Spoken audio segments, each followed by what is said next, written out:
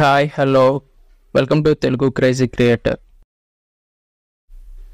సార్వత్రిక ఎలక్షన్స్ ముగిశాయి, రిజల్ట్ కూడా వచ్చింది. కానీ విపక్షాలు ఈవీఎంలనే తప్పు పట్టడం జరుగుతుంది. ఈసారి ఇది ఎక్కువగా ఉంది. దీనికి గల కారణం వరల్డ్ ఫేమస్ ఎలన్ మస్క్ గారు కూడా ఈవీఎంలను ట్యాంపరింగ్ చేయడం, హ్యాక్ చేయడం జరుగుతుందని ట్విట్టర్లో ఎక్స్లో పోస్ట్ చేయడం జరిగింది. నిజంగా ఈవీఎంలో ట్యాంపరింగ్ చేయడం జరుగుతుందా? రండి ఈ వీడియోలో తెలుసుకుందాం. 1996 బ్యాలెట్ ద్వారా జరిగిన లోక్సభ ఎలక్షన్లో బ్యాలెట్ పేపరు ఎలాగ మడత పెట్టాలో తెలియక, అంటే బ్యాలెట్ పేపరు మడత పెట్టడం వల్ల ఇంకు ఒక పార్టీ గుర్తు నుంచి వేరే పార్టీ గుర్తుకు అంటుకోవడం వల్ల సుమారు 2.44% ఓట్లు చెల్లనిగా నమోదయ్యాయి. అయితే ప్రతిపక్షాలు దీని మీద అభ్యంతరం తెలపడం వలన 2019 నుంచి వీవీప్యాడ్లు అమల్లోకి వచ్చాయి. వీవీప్యాడ్ల లెక్కింపు సుప్రీంకోర్టు ఇంపార్టెంట్ చేసింది. ఎందుకంటే ఈవీఎంలో ఓట్లు వీవీప్యాడ్లోని ఓట్లు ఈక్వల్గా వచ్చినప్పుడు మాత్రమే అక్కడ ఎలక్షను ప్రశాంతంగా జరిగిందని భావించవచ్చు. గతంలో పార్లమెంటు ఓట్లు లెక్క పెట్టడానికి 40 గంటల సమయం పట్టేది. ఇప్పుడు 5 గంటల సమయంలో రిజల్ట్ కూడా మనకు తెలిసిపోతుంది.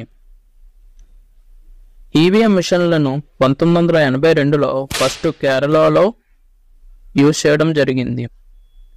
తరువాత 2004 నుండి దేశం మొత్తం వాడుకలోకి వచ్చింది.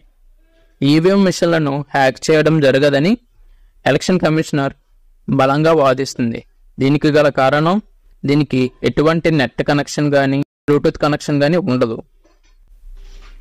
ఇది ఇలా ఉంటే ఎలక్షన్స్ జరిగిన ప్రతిసారి ప్రతిపక్షాలు ఈవీఎం మిషన్ల మీద అనుమానాలు అయితే వ్యక్తం చేస్తూనే ఉన్నాయి. 120 దేశాలలో కేవలం 31 దేశాలు మాత్రమే ఈవీఎం మిషన్లను యూజ్ చేస్తున్నాయి. మిగిలిన దేశాలన్నీ బ్యాలెట్ ఓటు ద్వారానే ఎలక్షన్లు నిర్వహిస్తున్నాయి. ముఖ్యంగా ఐరోపా దేశాలు, నార్త్ అమెరికా దేశాలు, ఇలా అభివృద్ధి చెందిన దేశాలన్నీ బ్యాలెట్ ద్వారానే ఓట్లను వినియోగించడం జరుగుతుంది. మిగిలిన సౌత్ ఏషియా దేశాలు ఈవీఎంల మీద ఆధారపడి ఉన్నాయి. 2010లో యుఎస్ యూనివర్సిటీకి చెందిన ఒక వ్యక్తి భారత్లో వినియోగించే ఈవీఎంకి ఒక పరికరం అమర్చి ఈవీఎంలో ఓట్లు ఎలా తారుమారు చేయొచ్చో చేసి చూపించారు. అయితే దీనిని ఎలక్షన్ కమిషనర్ తోసిపుచ్చింది.